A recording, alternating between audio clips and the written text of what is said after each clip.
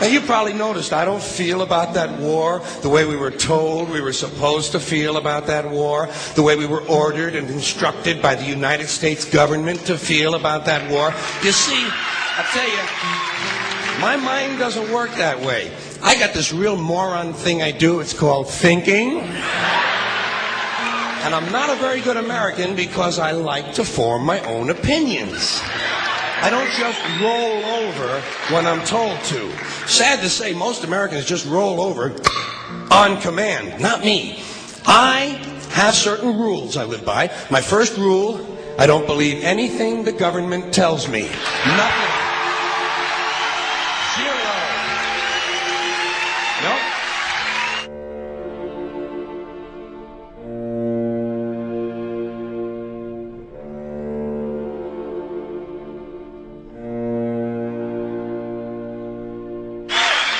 And I don't take very seriously the media or the press in this country, who in the case of the Persian Gulf War were nothing more than unpaid employees of the Department of Defense, and who most of the time function as kind of an unofficial public relations agency for the United States government.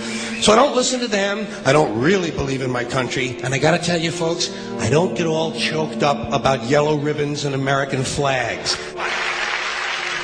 Now, to balance the scale, I'd like to talk about some things that bring us together. Things that point out our similarities instead of our differences. Because that's all you ever hear about in this country is our differences. That's all the media and the politicians are ever talking about, the things that separate us, things that make us different from one another. That's the way the ruling class operates in any society. They try to divide the rest of the people. They keep the lower and the middle classes fighting with each other so that they, the rich, can run off with all the fucking money. Fairly simple thing, happens to work. You know, anything different, that's what they're going to talk about. Race, religion, ethnic and national background, jobs, income, education, social status, sexuality, anything you can do, keep us fighting with each other so that they can keep going to the bank. You know how I describe the economic and social classes in this country? The upper class keeps all of the money, pays none of the taxes. The middle class pays all of the taxes, does all of the work. The poor are there just to scare the shit out of the middle class. Keep them showing up at those jobs.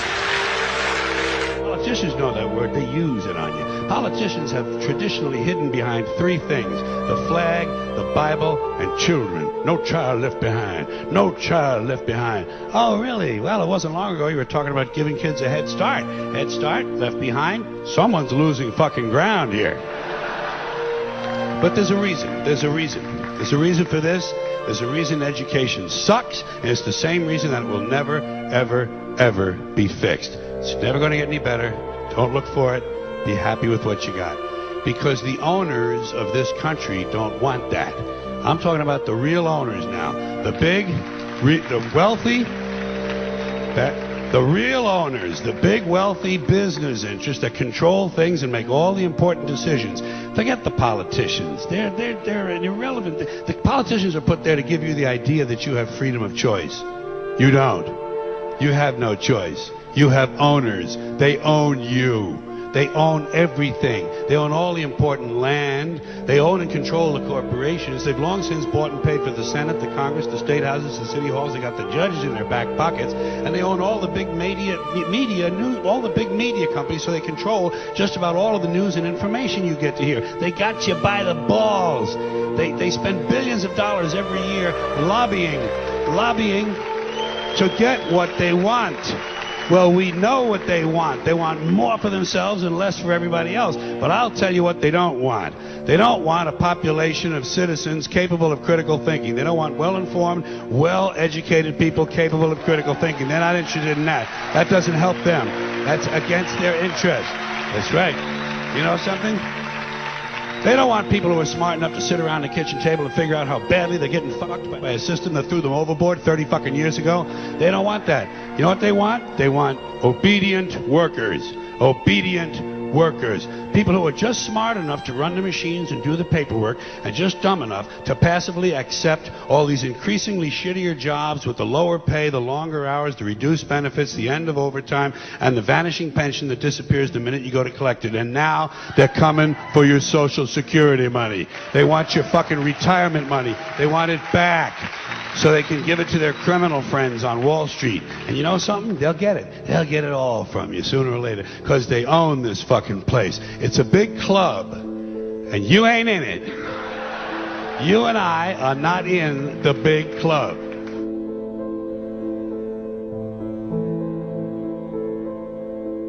The greatest form of control is where you think you're free when you're being fundamentally manipulated and dictated to. One form of dictatorship is being in a prison cell and you can see the bars and touch them. The other one is sitting in a prison cell but you can't see the bar, you think you're free. What the human race is suffering from is mass hypnosis. We are being hypnotized by people like this.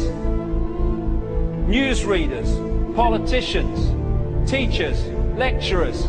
We are in a country and in a world that is being run by unbelievably sick people.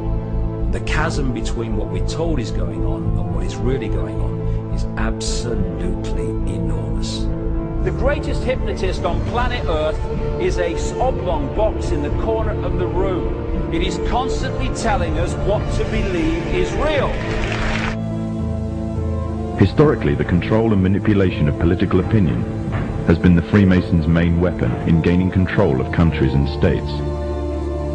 Once in control of the rulers and politicians of a country, laws and political structures could be changed in accordance with their agenda.